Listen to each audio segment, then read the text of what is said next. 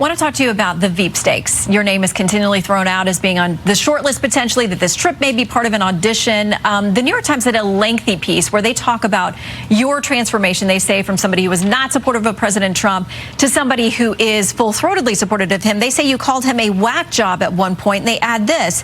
In August 2015, she told a New York radio station that he was insulting to women and that his candidacy would hurt the party's efforts to attract female voters. According to her former friends, they continue, she thought Mr. Trump was too awful and ridiculous to be taken seriously. Her revisionism still shocks those who have known her the longest and who remember the disdain she expressed for Mr. Trump back then. So the question is when, more importantly, why did you change your mind about President Trump? Well, Shannon, it's a disgrace that you would quote the New York Times with nameless, faceless, but they're quoting your sources. Friends, so I'm giving you a chance. And I'll play this full interaction for you in just a second. Truly brutal for Republican Congresswoman Elise Stefanik there, and the Fox host, to her credit, Shannon Bream, does press her, and it's a pretty embarrassing moment for Elise Stefanik. If your only response to what is almost undoubtedly accurate reporting has to be, oh, that's fake news, it's the liberal media, then you're probably without an actual argument to make in favor of yourself. The piece that's being referenced here is the invention of Elise Stefanik. And before playing more from this clip, I'll just read this. But it was bigger than that. For years, Ms. Stefanik had crafted her brand as a model moderate millennial. Quote, the future of hopeful aspirational politics in America, as her mentor Paul Ryan would describe her in Time magazine. But as her third term unfolded, according to current or former friends and advisors, it was becoming painfully clear that she was the future of a Republican Party that no longer existed because it was controlled by Donald Trump. So she had to change her brand. Instead of standing for her principles and maybe being hurt politically, she just threw her principles in the garbage can and became the Elise Stefanik we now know, who is being pitched as, is pitching herself as, and is on the short list to be Trump's vice presidential running mate. Here's more, and then we'll discuss further. No, Shannon, they're not quoting my friends. Those names are not included because they are false smears. I was attacked. To be fair, there are a number of names of people. Just to be fair, there are a number of names of people who are quoted in the article. Shannon, let me correct you. People can read it for themselves. This is a false smear, and let me tell you a fact, Shannon. In 2016, I was attacked as the only elected Republican from the Northeast who voted for President Trump. Democrats spent hundreds of thousands of dollars attacking me for that fact. So to say that I didn't support him is just false. I have been proud to be one of the strongest supporters, going back to when he ran for 2016, which was when it was my first re-election to the House. I have strongly supported him. He is going to be the next president of the United States. The American people know that. My constituents know that. And I'm proud to be one of his strongest allies in Congress. I have always put my district first, New York 21 first, and America first. And this is an opportunity for us to stop the failures of Joe Biden and elect a president who led to a booming economy, a strong national security. But my record speaks for itself, Shannon. But let me ask you. My record stands for itself. Let me ask you, though, because they quote you on a radio station calling him insulting to women. Is that a misquote? Did you not say that? I said the statement that the Democrats leaked out in 2016, that was insulting. However, Shannon, I stood by and supported him, and I strongly support him. Shannon, how dare you, frankly, accuse me of currently doing something that I know to be wrong? Years ago, I was doing something I knew to be wrong. I've been in this game for some time, Shannon. I said, yeah, he's insulting to women. And then I supported him. So you can just hush up with that call out. And he has done so much to promote women in senior positions, as well as promote women's economic opportunity that we experienced under the 4 years of his administration. So I've been proud to support him. It's a disgrace that you would take a New York Times article and just read negative quotes when the reality was I was the only Republican elected woman from the Northeast who voted for him in 2016, who has strongly supported him. And I'm proud to be one of his strongest allies today. Okay, we know where you are today. Folks can go read that article for themselves. There are plenty of names, people who went on the record, and we'll leave it there. Clearly, you are supportive of him now, and we will track and follow where you are on the campaign trail.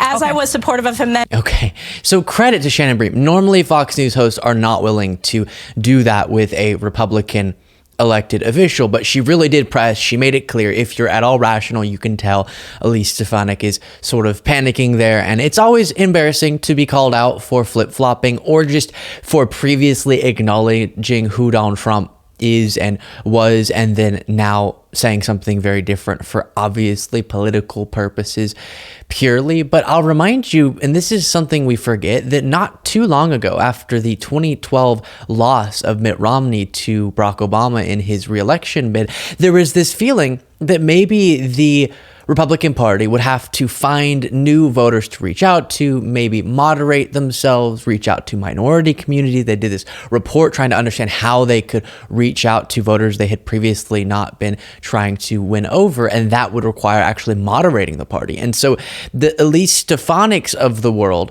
thought that maybe the next phase of the Republican Party is something a little bit more moderate, and that's why you saw the branding of someone like Elise Stefanik initially be that. Someone like Nancy Mace, she was doing the same thing. I come from a moderate district. I'm more reasonable on abortion rights, for example.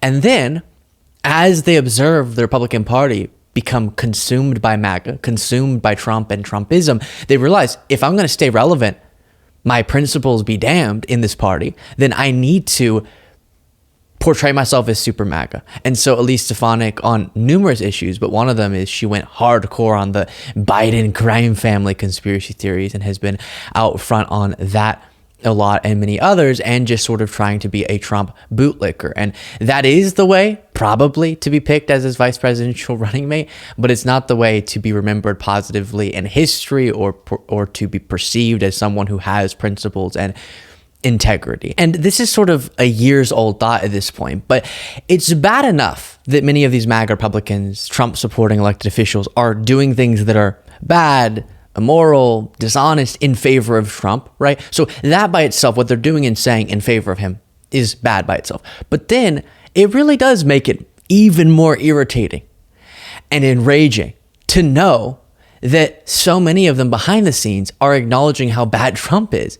And we've heard this from Republicans who will get out of it, the Adam Kinzingers of the world, who say, so many of my colleagues or former colleagues are behind the scenes saying all the same things that I'm saying about how dangerous he is, but publicly on TV are saying he's the best thing ever.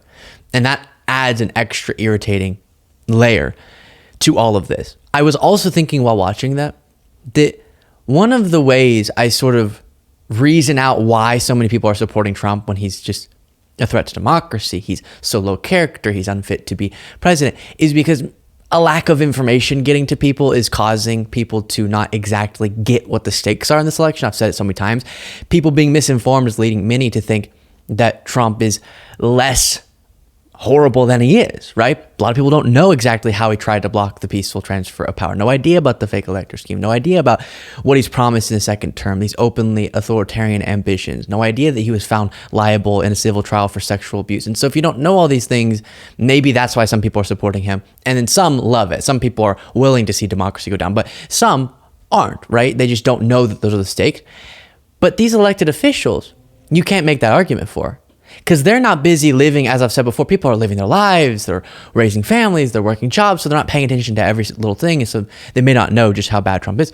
But these elected officials, it's their job to pay attention. So they know what Trump is doing and saying. They know how threatening his actions are to some of our fundamental values in America, and they're choosing anyways for political purposes to side with him, and that is as low character as it gets. And again, is going to put them in the story of history in an extremely negative way.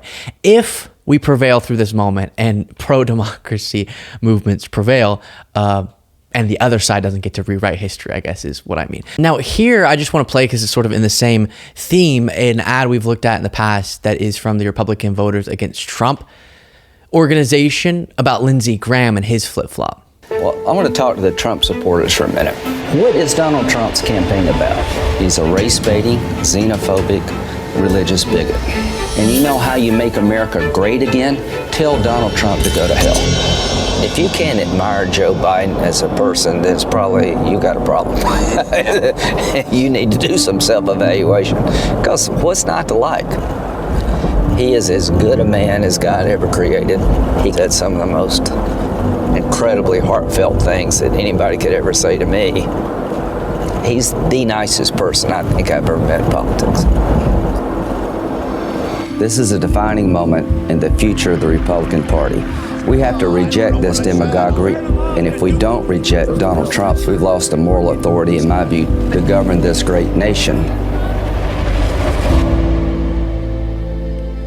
Yeah, and now Lindsey Graham is out literally tearing up on TV fundraising for Trump, and he sacrificed his dignity in service of Trump. Elise Stefanik's doing the same thing. And is it all worth it? As I've asked before, is it really all worth it? Every big position you could possibly imagine, if your family, your kids and grandkids are ashamed of what you did and what you chose to do. That's what this moment's going to be, just to be clear. I've said before, but when we look back at moments, things get a lot more clear. Right and wrong are a lot more easy to identify. And there's going to be a clear right and wrong about this moment, again, if they're not able to rewrite history. And is it all worth it? Every big rally you're able to go speak at and have the MAGA people cheer for you, or some big position of power, is it worth it if you're remembered as, and your family remembers you as, someone who sacrificed all of their integrity for this authoritarian wannabe dictator? I don't think so. I'll leave it there. Let me know what you thought of all that in the comments.